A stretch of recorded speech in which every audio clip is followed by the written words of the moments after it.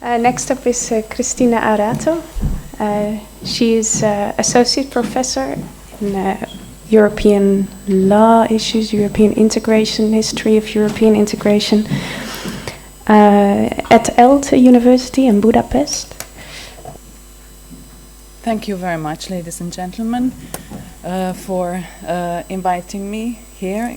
I think so far we had a very colorful discussion, and we attached a lot of areas that should be talked about. We had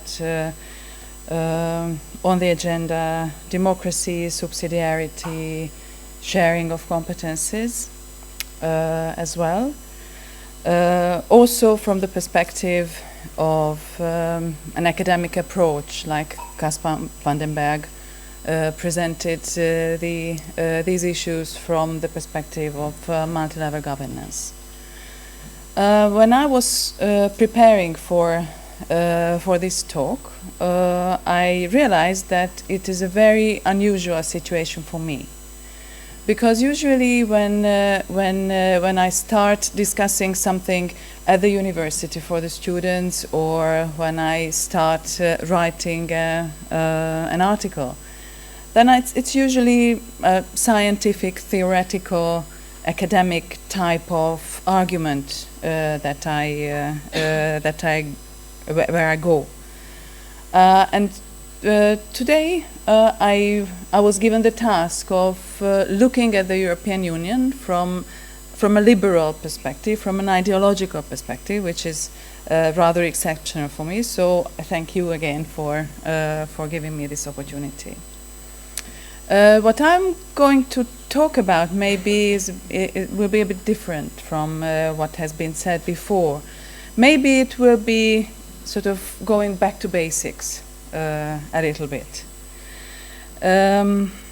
because I have two major questions in my talk that I'm going to go around a little bit.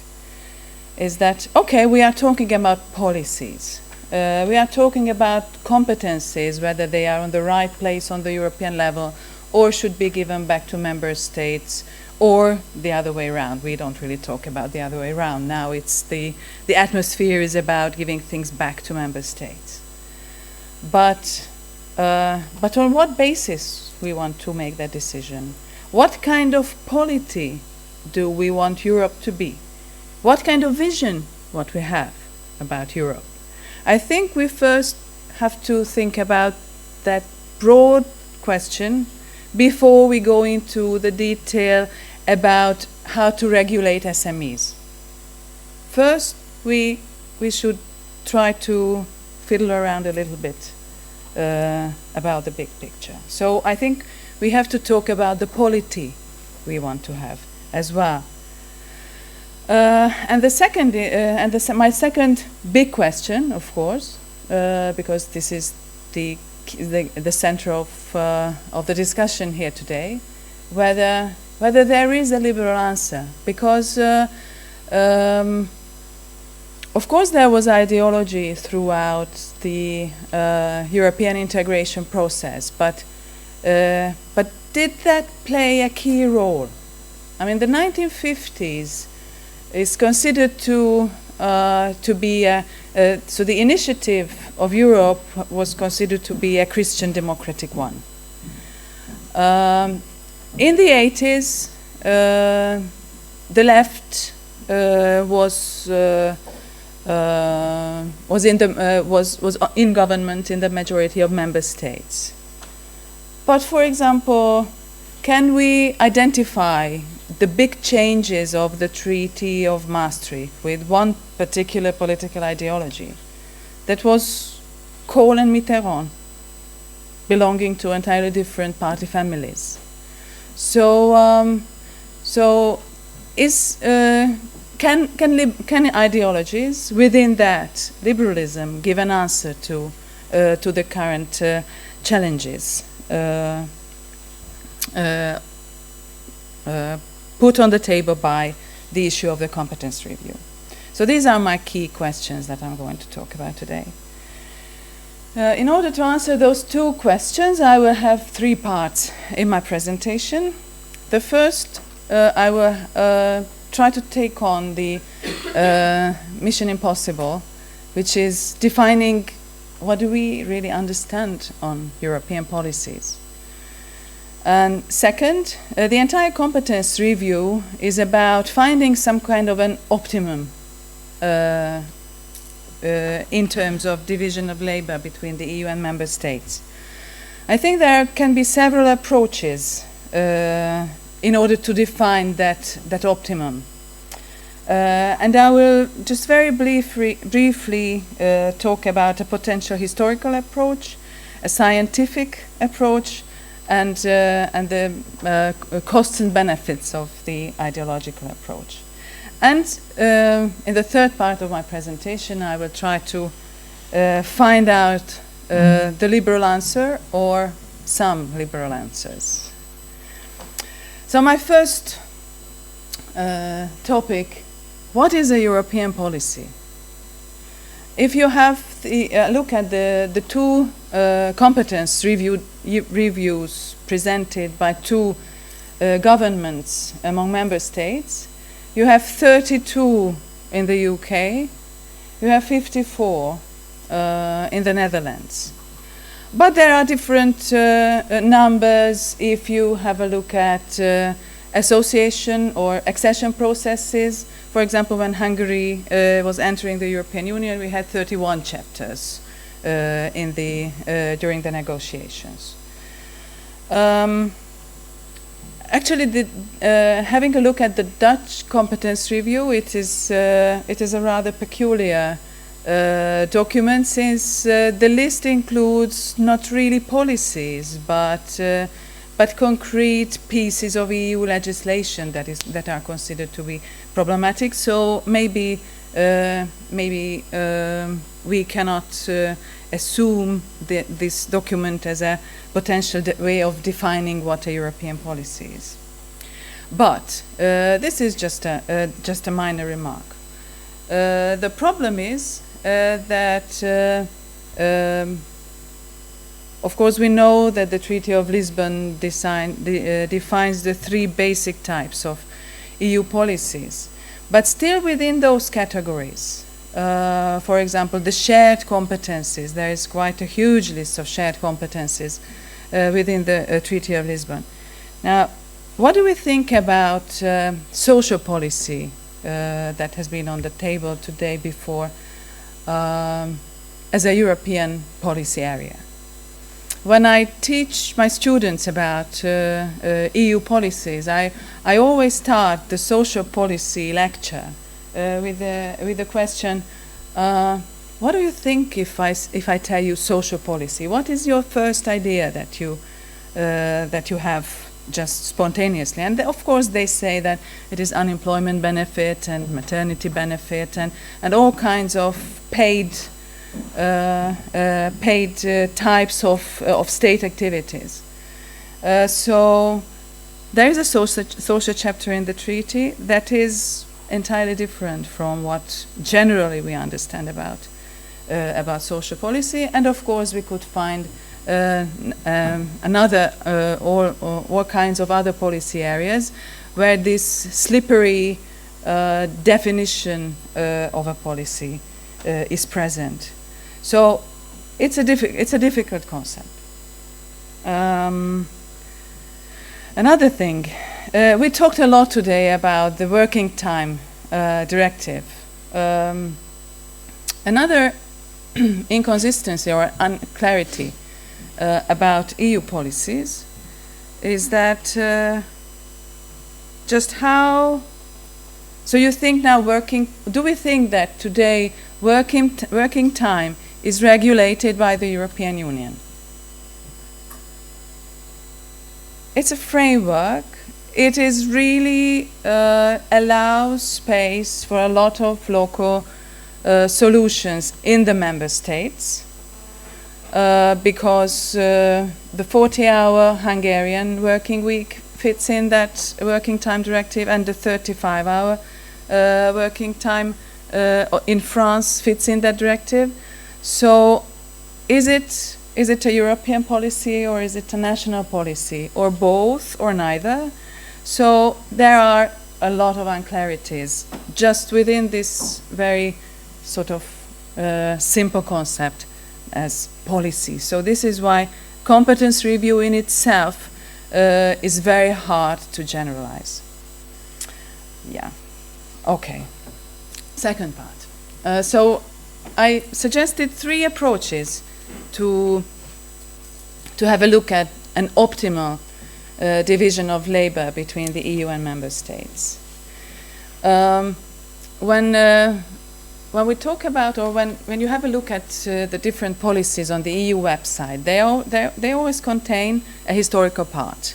How did that particular area get on the EU level? What's the story behind it? Some of them start with already in the treaties of Rome. Some say it was there was not a word about this policy in the treaties of Rome, but as time went by, it seemed to be necessary to put on the EU level.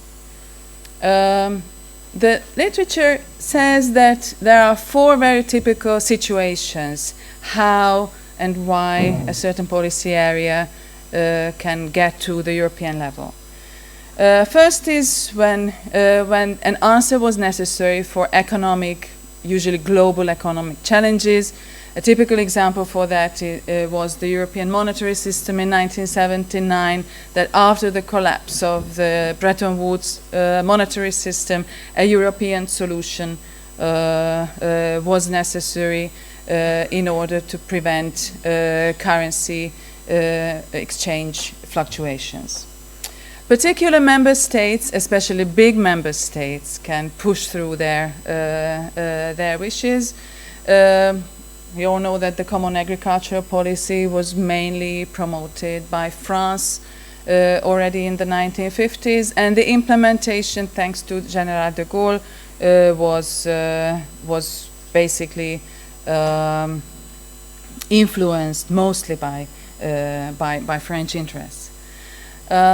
Enlargements can lead to new policies. New member states may bring in new preferences and new needs in terms of common policies.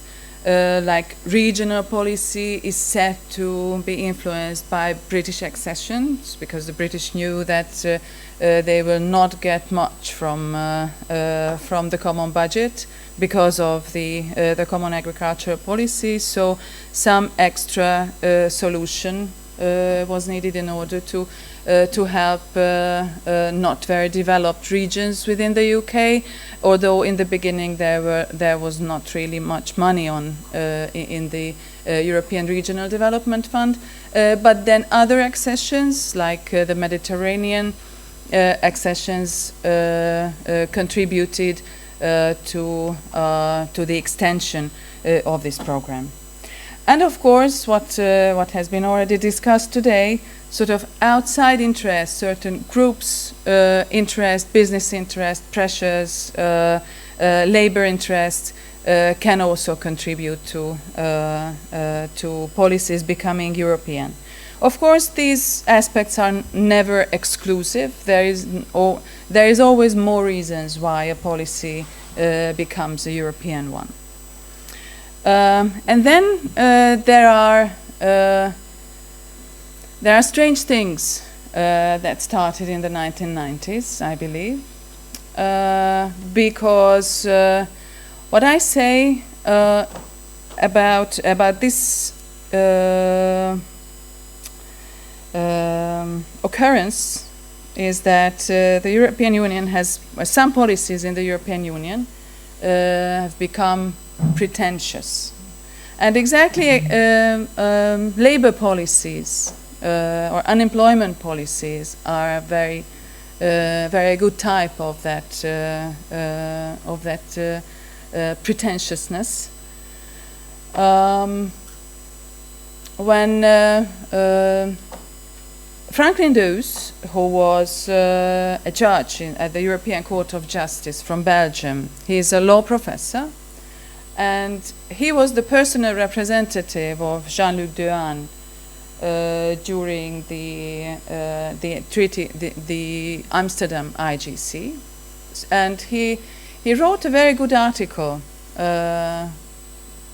partly an insider's view and partly a scientific analysis of what happened during the IGC. And he quoted the Dutch personal representative group president, who said when employment policy was on the agenda, that we have to find some nice words, provided they will have absolutely no effect. Now they managed. I think the employment policy of the European Union have absolutely no effect. I have some arguments about this with my colleagues, but I really think so. And I think these sort of social pressures or perceived pressures from outside, that we have to do something not only for business but also for the people, makes the European Union include such policies that they have no tools to tackle. The European Union cannot do tax policies, is not responsible for pension levels and contributions. So the European Union does not have the tools with which the European Union could actually influence employment in the member states. But we have the employment policy within the European Union. And I think this is a great tool for the UKIP, for example, to say that the European Union is for nothing because they always talk but never do anything. To cut this short, there is only one maybe theoretical aspect to this historical approach, looking at why and how policies landed on the European level. That theories, integration theories, are also debating this question: why? There is one school of thought, which is the traditional neo-functionalist school within the European integration, who say that this is an automatism. Once you push one particular policy area to the European level, since policy areas are interconnected, it will bring together more and more and more policies. Whereas other theorists say that no, there is no such a thing as spillover.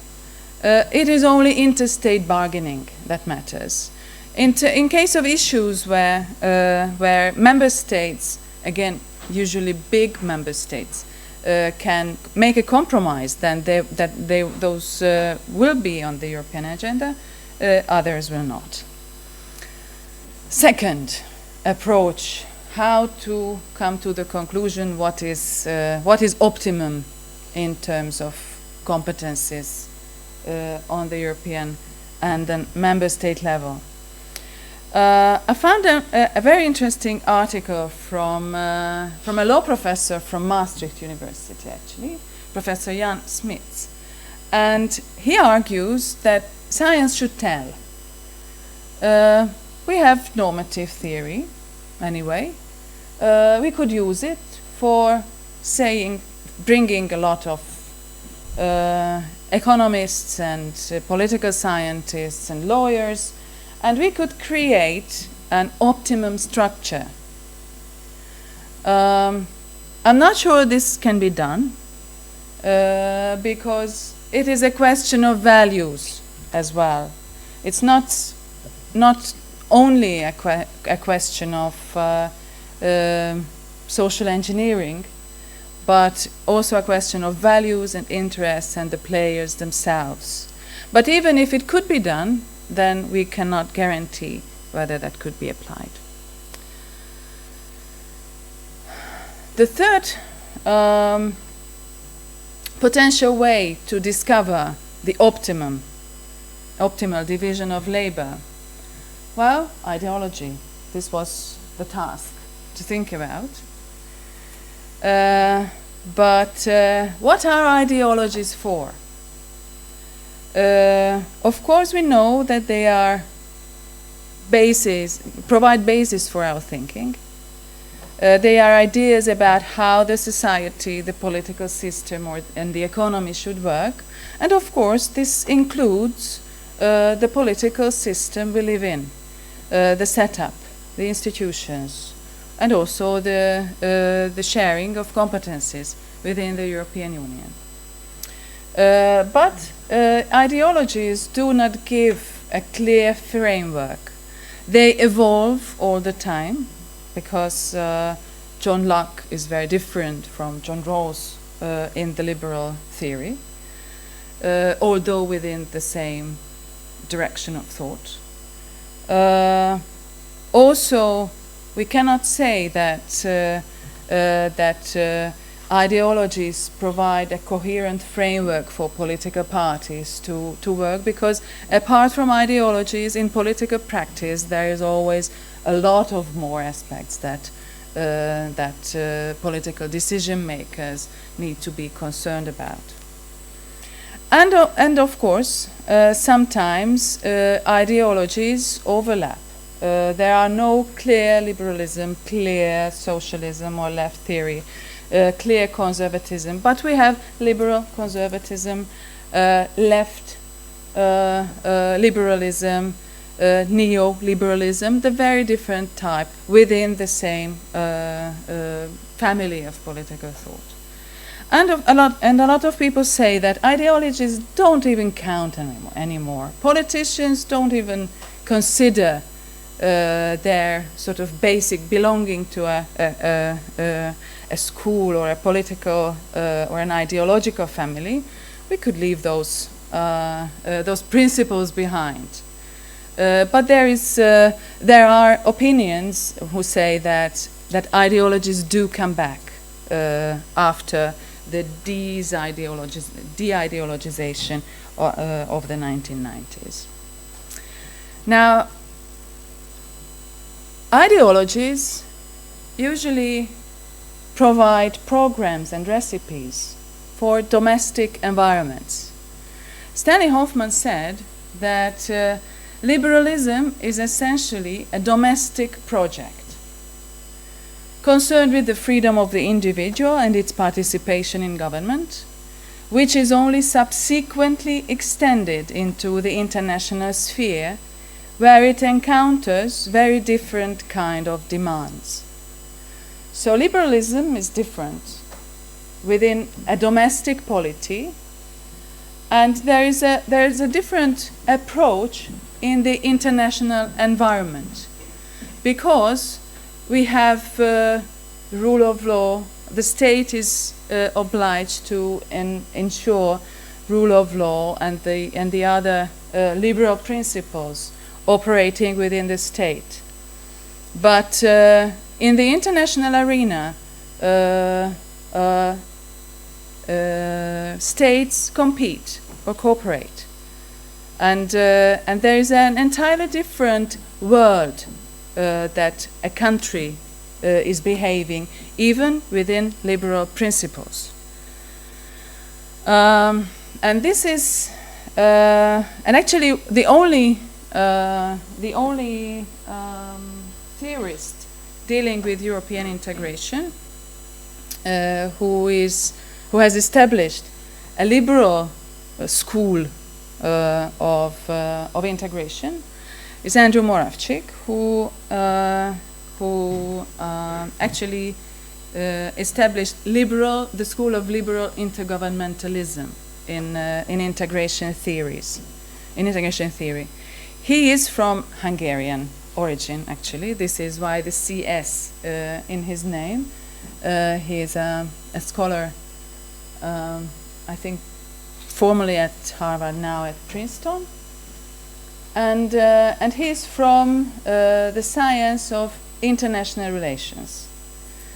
This is very important because he says that the European Union works as an international organization, that it is a community of liberal states. What states are doing in the European Union is basically foreign policy. They representing national interest in the different policy areas. Main players, member states within the community. And these decisions are done and made on the basis of interstate bargaining, and international organizations are there in order to help that cooperation. But is that really true? We can bring liberalism here in a different perspective. What if the European Union is really a liberal community of states? Article 2 of the Treaty on the European Union says that the Union is founded on the values of respect for human dignity, freedom, democracy, equality, the rule of law, and respect for human rights, including the rights of persons belonging to minorities, and so on and so on. So, which is domestic? The member state or the European Union? The European Union has values like states at home. There are procedures in the European Union that has been created to manage conflicts in a peaceful way. The rules and regulations of the European Union are binding member states much more together than in a simple international community.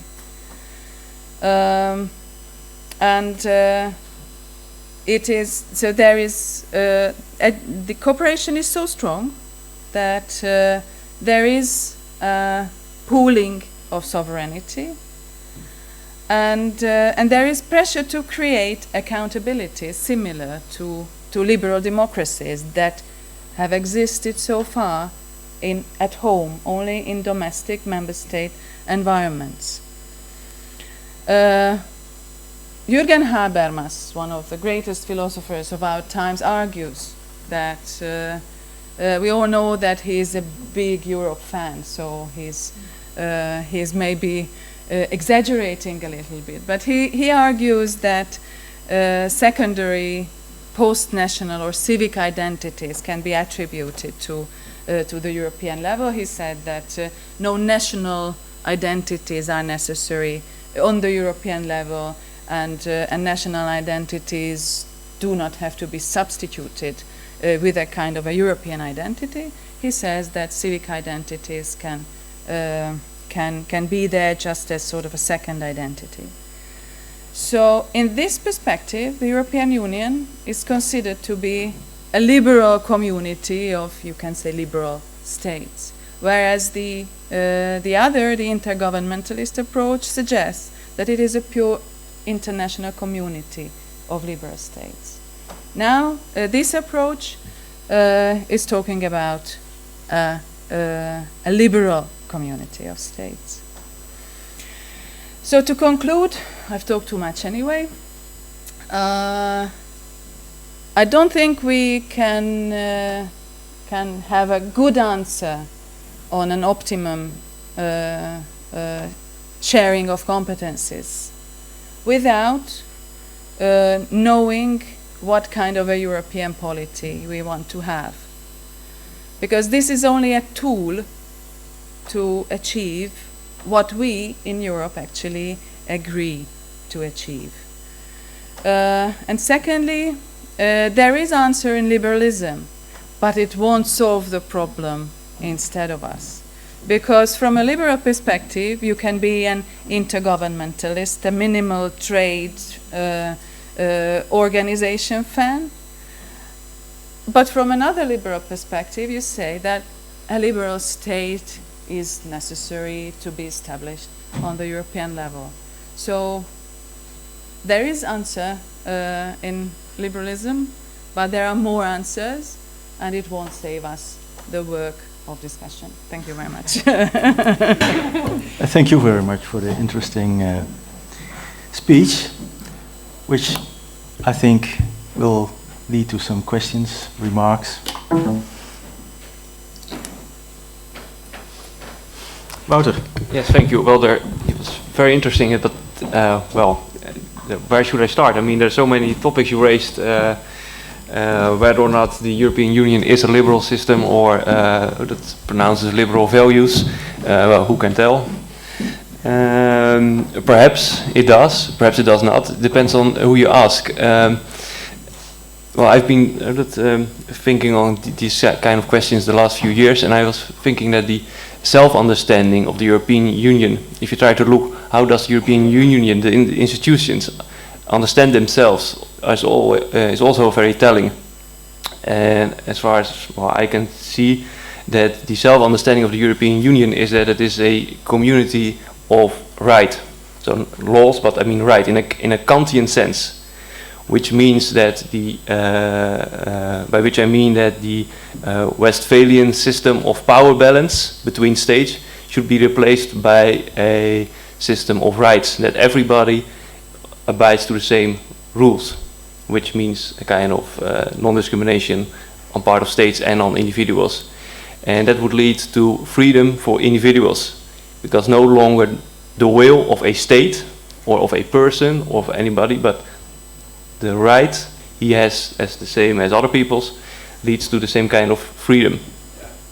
And I think you can see some if you would put that analysis to the test, you can see in the case law of the European Court of Justice, you see some kind of examples of that kind of thinking. If you take for example the citizenship case law, Rotek for instance, or you take the case law on university access for foreigners in Austria. There's been a lot of case law on that. Then you always see that on the basis of the treaties and on the basis of their interpretation of the treaties, and on the history of the European Union and the history of Europe, that the European Court of Justice takes the individual's liberty to lead a life with the same chances and the same boundaries as other individuals, in disregard of where he was born, so to say. And that is a kind of, so in that say where you could say that the European Union has a liberal self-understanding, but a certain type of liberal self-understanding, that there is a kind of, that you can be free on your own, disregarding the community wherein you were born, as if that has no influence on your future. So this is and Alexander Solmek is an Austrian, but now working in the United States for some time, has called that a kind of absolute individualism, absolute liberty. And that's the kind of liberty that does not exist according to Kant, but that's a philosophical discussion. I was just wondering if you could also see, like you were, what chances do you, what kind of liberalism do you see then the European Union expound in its policies? I mean, there's a difference between a polity and policymakers and governance and like it's all, in English it's all being treated the same as governance, but in other languages there's a big difference between governance and government. But in English it's lost most of the time. I mean, John Gray, a British philosopher, he has said that liberalism means being individualistic, melioristic, and egalitarian. But some others they jump to the ceiling by the word egalitarian. But from a rights perspective, well, it is very egalitarian. Give everybody the same right. So what do you think about that? I think the European Union is in between, as always. It is not yet, already not an international organization, and not yet a liberal polity. But the fact that the treaties include references to these basic values, references to representative democracy, show that it is probably acceptable for all the countries, all the member states, to use these as symbols. Probably many of the member states are very far from accepting a liberal state being developed, but the value itself is there, so it is for sure more than only a trade organization. The problem is, and I think this competence review initiative of the UK government and the Dutch government, although can be evaluated as being Eurosceptic because we want to turn back certain competences. On the other hand, I think it can be considered to be very useful because I think the European Union has to become more clear about what it does and what it does not do. And only then we can really make a status report where we are. Sorry, I couldn't be clearer, but the European Union is not clear, has not made a clear choice yet. Andy Klom. Yes, thank you, Patrick, for this occasion to be here today. Great honor as representative of the European Commission here in the Netherlands to be able to observe and participate in this discussion, where usually, of course, we don't get involved in a type of political analysis of situation. Competences reviews ongoing in the Netherlands have, of course, had our interest over the past 2 years. Now, I'm very grateful to Christina for her presentation, because after the opening intervention of Caspar van den Berg, which sketched for us a very macro level of analysis on multi-level governance, and the following two much more London-based conservative party views on ongoing political affairs in the EU, I think Christina has arrived at a point where we are starting to analyze the competences. And very rightly, you say, well, before you start to review competences, you have to decide first, what do you want to achieve? What do you want to be? A international organization of sovereign states or a liberal union of states? I think if we look at the history of the past decades, which has been reviewed by many speakers already today, that by now, at least in theory, in law, in the constitutional structures, the EU is a liberal union of states. Whether in practice it works that way, whether in practice the 28 member states act in that way, is maybe something for discussion here today. But in the constitutional structures, it is reflected, as you rightly put it so. Now, a review of competences in the light of what you want to achieve is the beginning point. What you want to achieve is, of course, determined by the sovereign members of the Union. Now, they seem lately to be very absent in that discussion, very much wanting to see problems solved, crises solved, but then ex post not taking ownership of the results or of the solutions brought to the table. So I think that question you're posing there is crucial to a review of competences. Now, the balance of competences in the UK is still ongoing. A domestic process aimed at feeding into a political decision-making moment of a referendum, yes or no. So that will be ongoing for a while.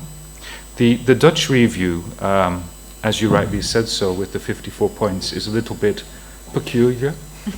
And to my knowledge, no longer ongoing. Came to an end already in the autumn of last year, and is no longer really a core matter of political debate, which maybe is reflected today also by the absence of MPs and MEPs who led the discussion on that issue already a year ago. Very significant was not so much the list of 54 points, like you said, not so much competences, but rather individual directives, some of them still in negotiation, some of them not even put on the table yet, so no competences, but the accompanying letter, the letter that spoke in its Dutch version of an end to ever closer union, a phrase which was not reflected in the English version of the letter.